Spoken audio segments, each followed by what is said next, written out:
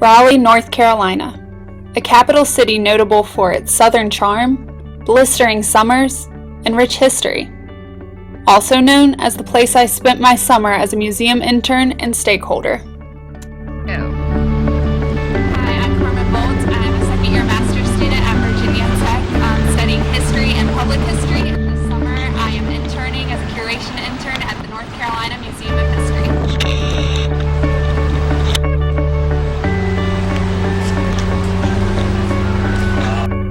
Museum specialist and visionary Nina Simon provided a useful framework for examining and understanding my internship experience.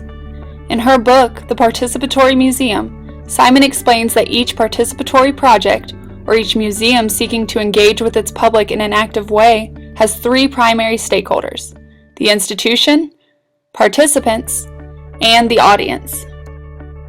However, in my experience, the stakeholders at the North Carolina Museum of History fall into two broad groups: the institution and the participants, each of which have their own concerns.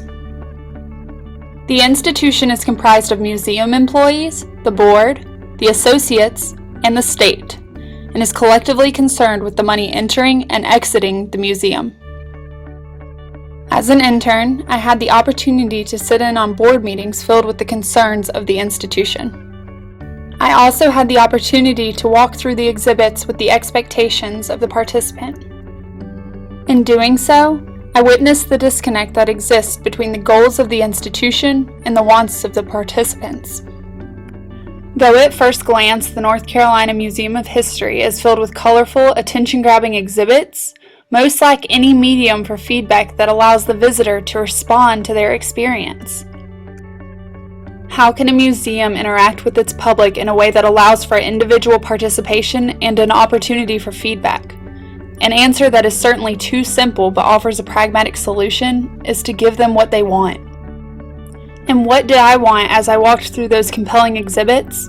I wanted a relevant, dynamic experience. I wanted to become a part of the museum.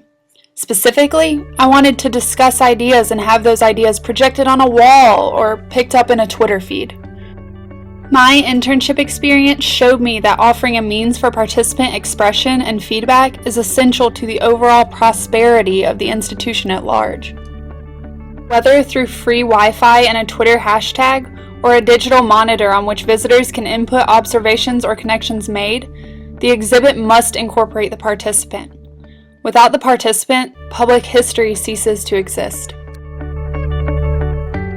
Recognizing this, I am carrying this experience into my future work. I want to create exhibits that offer opportunities for feedback through social media or visual incorporation into the exhibit space. Thus, I want to further bridge the gap between history and the public.